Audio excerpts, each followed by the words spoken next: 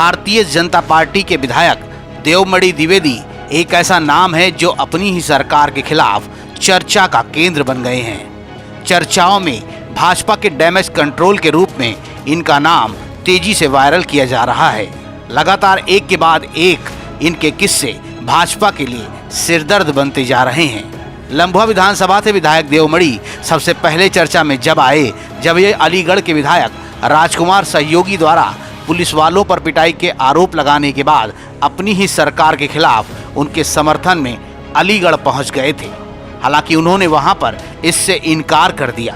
चर्चाएं थमी ही नहीं थी कि उन्होंने यूपी में ब्राह्मण सियासत को लेकर एक नया पैंतरा आजमाते हुए अपनी ही सरकार से सवाल पूछ लिया कि उत्तर प्रदेश में 3 सालों में कितने ब्राह्मणों की हत्या हुई है और कितने हत्यारे पकड़े गए हैं, कितने हत्यारों को पुलिस सजा दिलाने में कामयाब हो गई है।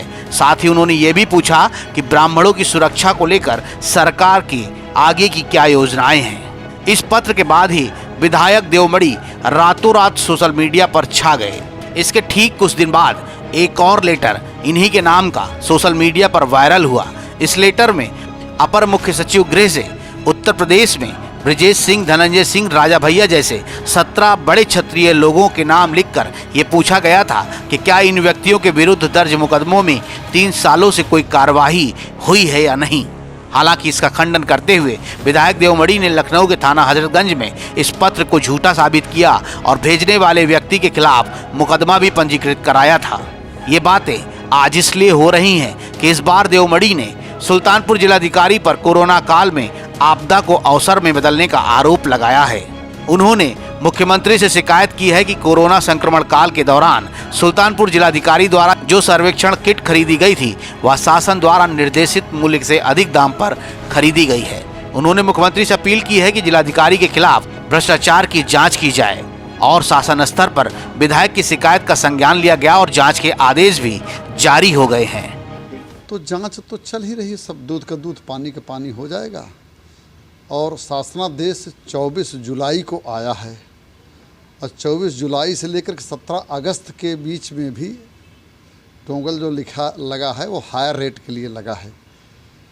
तो लेकिन मैं कह रहा हूँ कि यहाँ का और अब इस बहाने से जिलों में या पूरे उत्तर प्रदेश में जहाँ पर भी इस तरह की होगा जहाँ पर ज़्यादा अमाउंट का टोंगल लगा है उसको सबको फिर से रिफंड होना पड़ेगा, क्योंकि सरकारी ये तो हमारी सरकार ही घोटालों और गुंडागर्दी के खिलाफ आई है, तो उसमें कोई टॉलरेंस तो है नहीं, जीरो टॉलरेंस की बात है। विधायक द्वारा शासन से शिकायत किए जाने की सूचना मिलने के बाद जिले के अधिकारियों में हड़कंप मच गया है। हालांकि इस शिकायत को लेकर अभी तक भारतीय जनता पार्टी के विधायक देवमणि कैमरे के सामने नहीं आए हैं, लेकिन इसके ठीक पहले जिलाधिकारी सिंधुपति ने अपना पक्ष रखते हुए कहा है कि उनकी और भाजपा विधायक की कोई भी बात इसको लेकर नहीं हुई है।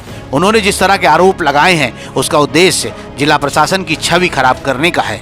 उन्होंने ये भी कहा है कि उनका ये आरोप सत्य नहीं है, असत्य है, झूठा है। ये हम शासन के अंग हूँ, मैं इस तरह के जो क्वेश्चन के लिए मैं कुछ बताना नहीं चाहती हूँ।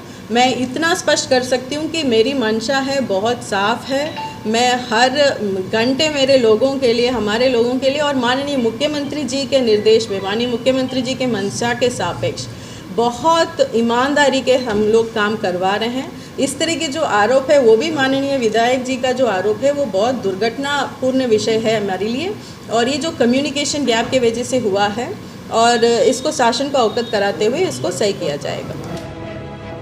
भाजपा विधायक देवमणि द्विवेदी का लगातार अपनी ही सरकार पर हमला और अपने ही प्रशासनिक अधिकारियों के खिलाफ भ्रष्टाचार का मामला उठाना उत्तर प्रदेश में भाजपा सरकार के लिए अच्छे संकेत नहीं है।